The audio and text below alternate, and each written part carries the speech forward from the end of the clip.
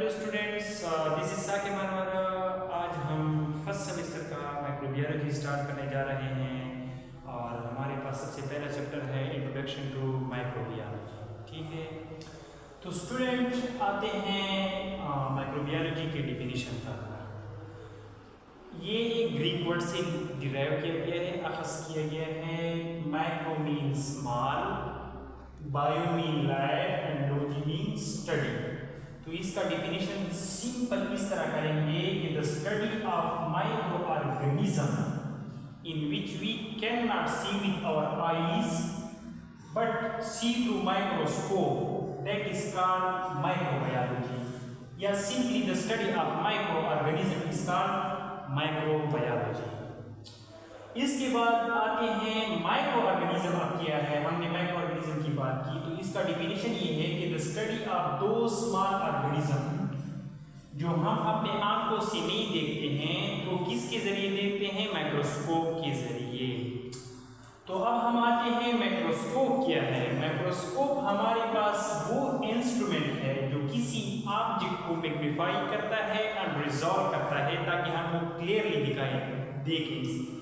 तो that is called microscope. ठीक है, और इसके ऊपर हम अलग वीडियो बनाएंगे माइक्रोस्कोप के पार्ट्स वगैरह। ठीक है, तो अब हम माइक्रो ऑर्गेनिज्म जो है वो इंक्लूड होता है सेलुलर ऑर्गेनिज्म में और एसेलुलर। तो हमारे पास जो सेलुलर ऑर्गेनिज्म है लाइक बैक्टीरिया है, फंजाई है, प्रोटोजोआ, और ये भी इंक्लूड है बैक्टीरियोफेज एंड वायरसेस। लेकिन ये क्या है? एसेलुलर है। ठीक है, वायरसेस और एसेलुलर या नॉन सेलुलर। ठीक है, तो इसके बाद आते हैं कुछ टर्म है सिंपल, और इससे एमसीक्यूज भी आते हैं सिंपल कि बैक्टीरियोलॉजी क्या है। द स्टडी अबाउट, जो हम बैक्टीरिया करते हैं, बैक्टीरिया के बारे में जो हम स्टडी करते हैं, तो दैट इज कॉल्ड बैक्टीरियोलॉजी। जो हम वायरस के बारे में स्टडी करेंगे उसे वायरोलॉजी कहेंगे, और जब हम फंजाई के बारे में स्टडी करेंगे तो इसे माइकोलॉजी कहेंगे। और ये एमसीक्यूज भी आया था। इसके बाद है फाइकोलॉजी, जो एल्जिया के बारे में हम स्टडी करेंगे, दैट इज कॉल्ड फाइकोलॉजी। इसके बाद है प्रोटोजोलॉजी, मतलब जो प्रोटोजोआ के बारे में नाम से भी जाहिर है। इम्यूनोलॉजी, जो इम्यूनिटी के बारे में स्टडी करते हैं। और ये आगे चैप्टर है, बैक्टीरिया के ऊपर अलग चैप्टर है, वायरस के ऊपर अलग चैप्टर है, इम्यूनिटी का अलग चैप्टर है, हाइपर सेंसिटिविटी, ये एक एक आपके साथ डिस्कस करेंगे। ठीक है, इसके बाद इंपॉर्टेंट टर्म है पैथोजन। तो student, pathogen organism which cause diseases, जो हमारे पास वो ऑर्गेनिज्म जो डिजीजेस कॉज करते हैं। पैथोजन हमारे पास माइक्रो ऑर्गेनिज्म है, और ये वो माइक्रो ऑर्गेनिज्म जो डिजीज कॉज करते हैं, दैट इज कॉल्ड पैथोजन। अब हम इसके बाद आते हैं पैरासाइट क्या है। पैरासाइट वो ऑर्गेनिज्म है जो किसी होस्ट या किसी जिंदा चीज में रहते हैं और उस जिंदा चीज को उससे फूड तो प्रोवाइड करता है लेकिन उसको नुकसान भी पहुंचाता है, दैट इज कॉल्ड पैरासाइट। इसके बाद आते हैं कि सेप्रोफाइट क्या है।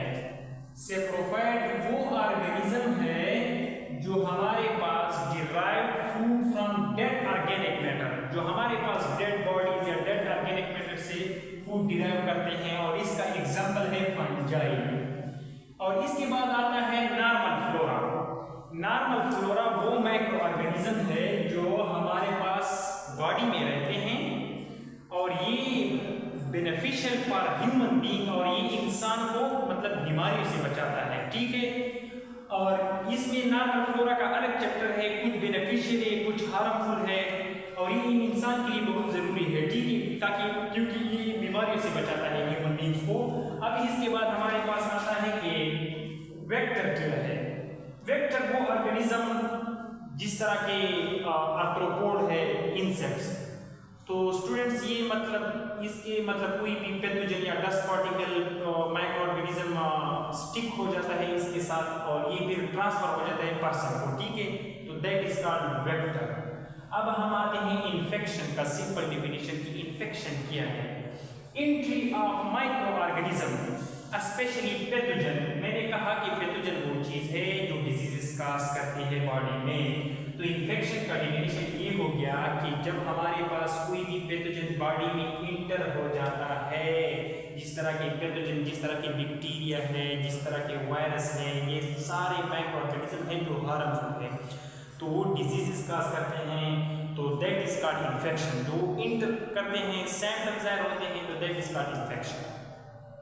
अब स्टूडेंट्स, तो हम माइक्रोबियोलॉजी को मतलब नर्सिंग में क्यों स्टडी करते हैं, ठीक है।